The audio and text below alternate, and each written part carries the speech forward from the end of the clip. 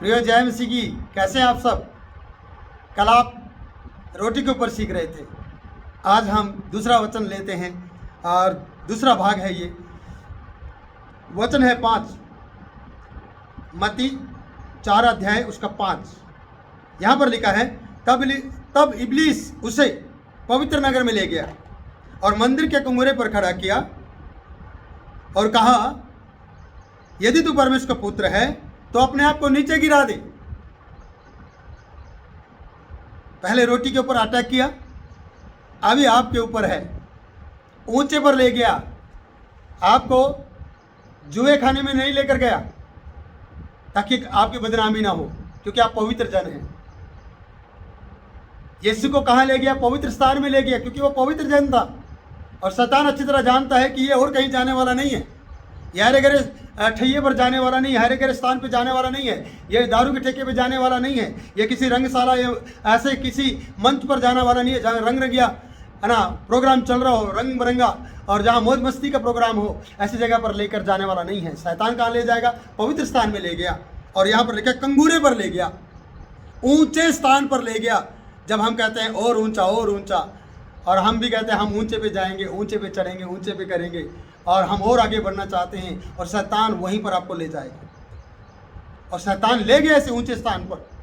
देखा है, इब्लीस उसे पवित्र नगर में ले गया और मंदिर के देखो आराधनालय के कंगूरे पर खड़ा किया और उसे कहा, यदि तू परमेश्वर का पुत्र है तो अपने आप को नीचे गिरा दे।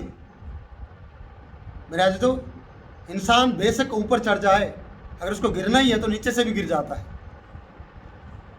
बिना परीक्षा दिए भी गिर जाता है, पाप कर बैठता है। शैतान जानता है कि इसे कहाँ पर से गिराया जाए ताकि दुनिया देख ले, अरे पवित्र स्थान में रह के गिर गया, चर्च में जाने पर ही गिर गया, चर्च में जाता था रोज पाप में गिर गया, प्रार्थना में जाता था रोज पाप में गिर गया। क्योंकि शैतान आपको वहीं पर गिराएगा। अगर आप परमेश्वर की परीक्षा कर रहे हैं, अगर आप सुनते शैतान की भाषा को नहीं समझ रहे हैं, उसकी चाल को नहीं समझ रहे हैं, तो आपको जहां पर आप जाना पसंद करते हैं, पवित्र नगर में और उसके आराधनालय में और उसकी ऊंचाइयों के ऊपर, वहीं आपको ले जाएगा और वहीं पर आपसे कहेगा, अगर तू परमेश्वर का पुत्र है तो अपने आप को नीचे गिरा दे। आपको सोचना है कि आप क्या करेंगे। यीशु ने जो करना था वो किया है। यहां पर लिखा है, क्योंकि लिखा है, वह तेरे विषय में स्वर्गदूत शैतान कर रहा है, ऐसा लिखा है, तो अपने आप को नीचे गिरा दे। और लिखा है तेरे विषय में कि स्वर्गदूतों को वो आज्ञा देगा। कौन? परमेश्वर। और तुझे हाथों हाथ उठा लेंगे, कहीं ऐसा न हो कि तेरे पांव में पत्थर से ठेस लगे। शैतान याद दिला रहा है, शैतान वचन को पढ़ता है, शैतान वचन को जानता और मानता है, उसे पता है वो स्वर्ग से ही गिराया गया व्यक्ति है, स्वर्गदूत है। पर आज दूत नहीं, वो भूत है, जिससे लोगों को डर लगता है। और डरना चाहिए, क्योंकि वो आज पवित्र स्वर्गदूत नहीं है, वो हमेशा पवित्र लोगों के विरुद्ध में खड़ा होता है। उसे पता है कि पवित्र लोगों को कहाँ से गिराया जाए, और वो यीशु मसीह को वहाँ पर ले गया, मंदिर के कंगूरे पर, पवित्र नगर में मंदिर के कंगूरे पर और ऊंचे पर ले जाकर उसे कहता है, अपने आप को नीचे गिरा दे, क्योंकि लिखा है। याद रखना, सिर्फ पास्टर नहीं कह रहे आपसे, वचन में ये लिखा है। सिर्फ विश्वासी नहीं कह रहे आपसे, वचन में ये लिखा है। शैतान भी आकर कहता है, वचन में ये लिखा है। क्या लिखा है? कि वो अपने दूतों को तेरे निमित्त आज्ञा देगा कि वे तुझे हाथों हाथ उठा लेंगे, कहीं ऐसा ना हो कि तेरे पाँव में पत्थर से ठेस लगे। श्योरिटी दे रहा है, बता रहा कि तेरा बीमा हुआ है, बता रहा कि तेरे प्रति स्वर्गदूत जागृत है, तेरा परमेश्वर जागृत है। तू बस अपने आप को पवित्र नगर में ऊंचे स्थान से, मंदिर के गंगूरे से अपने आप को नीचे गिरा दे। बड़े दुख की बात है, बहुत से लोग इसी तरह से गिरते हैं प्रियो। बहुत से नामधारी, नाम जिनका नाम चमकता है, जिनका नाम बड़े नामों में जाना जाता है, बड़ी पवित्रताई के नामों में जाना जाता है, लेकिन पता चलता है कि वो पाप में गिर गया। ऊंचाई पर जाकर तुरंत वो गिर जाता है। कारण? क्योंकि वो शैतान की भाषा समझ नहीं पाया, शैतान की चाल को समझ नहीं पाया, इब्लीस की चाल को समझ नहीं पाया, इसलिए वो अपने आप को गिरा पाया और परमेश्वर की परीक्षा करने लगा। यहाँ पर लिखा है, यीशु ने उससे कहा, क्या आप ऐसा उत्तर दे पाएंगे? यीशु ने उससे कहा, यह भी लिखा है, तो अपने प्रभु अपने परमेश्वर की परीक्षा ना कर। देखो आगे समझ में, पहला वचन जब आप पिछली वीडियो में देख रहे थे कि उसने कहा इन पत्थरों से कह दे कि ये रोटियां बन जाए। इसका मतलब परमेश्वर की परीक्षा हो रही थी। यहाँ यीशु ने कह दिया वो बात को। क्या कहा है कि परमेश्वर कह रहा है, वचन कह रहा है कि यह लिखा है कि तू अपने परमेश्वर की परीक्षा ना कर। जब जब आपसे किसी की बात में आकर इस तरीके की बातें करेंगे तो आप अपने परमेश्वर की परीक्षा करते हैं, अपने परमेश्वर को टेस्ट कर रहे होते हैं। इसलिए लिखा है कि यीशु मसीह ने कहा, यह भी लिखा है कि तू अपने प्रभु और अपने परमेश्वर की परीक्षा ना कर। आइए, प्रभु आपसे कह रहा हूं प्रियो, आप अपने यीशु मसीह की परीक्षा ना करें, परमेश्वर की परीक्षा ना करें। यह दो बात है।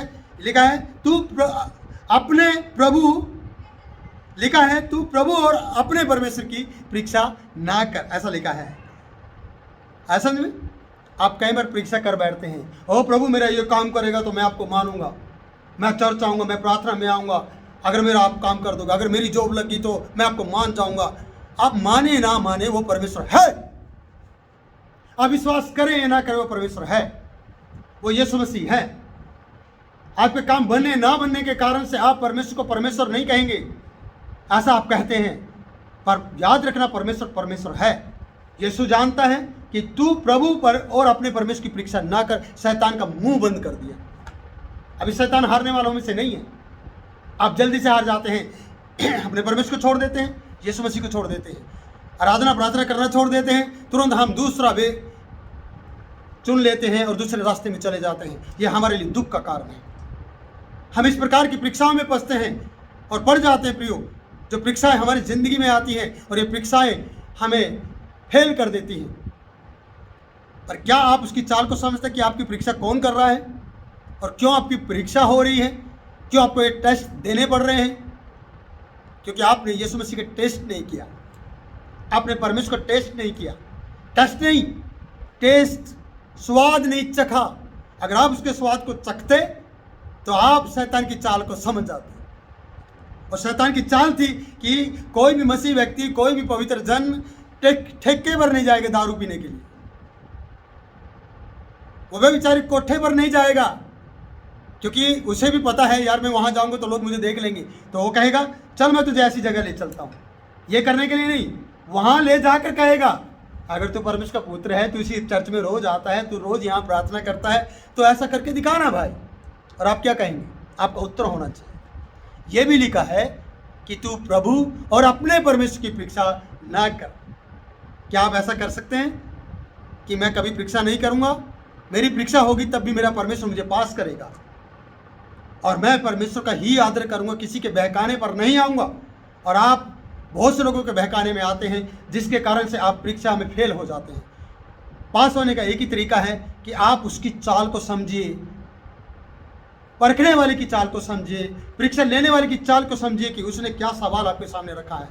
और यीशु उसकी बात को अच्छी तरह जानता था। आज आप और मैं शैतान की बातों को कम जानते हैं, बहुत कम समझते हैं, जिसके कारण से हम परीक्षा में फेल होते हैं। इसलिए ये भाग आपको ये दिखाएगा कि यीशु के साथ साथ आप परमेश्वर की परीक्षा भी करते हैं। आप अपनी परीक्षा भी देते हैं, यीशु की परीक्षा भी लेते हैं और परमेश्वर की परीक्षा भी करवाते हैं, जिसके कारण परमेश्वर का आदर नहीं होता है। तो प्रियो, मैं परमेश्वर का दास आपसे कहना चाहूँगा कि आप शैतान की चाल को समझे, नहीं तो शैतान आपको वहीं पर ले जाएगा जहाँ पर आप जाना चाहते हैं और वहीं पर आपकी परीक्षा होगी। और आप चाल को समझें और कभी भी उसकी चाल में ना आए। ये 10 मिनट आपके लिए आशीष का कारण बन जाएंगे अगर आप इस वीडियो को प्रार्थना के साथ देखते हैं, अगर आप इस वीडियो को आशीष के रूप में लेते हैं और शैतान की चाल को समझ पाते हैं। तो मैं परमेश्वर दास आपके लिए प्रार्थना करता हूँ, परमेश्वर ये 10 मिनट तेरे बेटी और बेटे और बुजुर्ग और भाई बहन बच्चे के लिए आशीष का कारण बना दे, इन्हें बरकत दे और शैतान की चाल को समझने के लिए इन्हें सामर्थ्य दे और सारी शैतान की चालें यीशु के नाम से इनके जीवन से हट, यीशु के नाम इन्हें बरकत दे और ताकत और बल दे, सूझबूझ दे, समझ दे। तेरे हाथ में देते प्रार्थना उद्धार करता यीशु के नाम से मांगते हैं, आमीन। प्रभु आप लोगों को आशीष दे। ये 10 मिनट आपके लिए आशीष का कारण बने। इस चैनल को सब्सक्राइब करें, शेयर करें, लाइक करें, कमेंट लिखें और प्रभु की महिमा करें और बने रहे विश्वास योग्यता में। प्रभु आपको आशीष दे।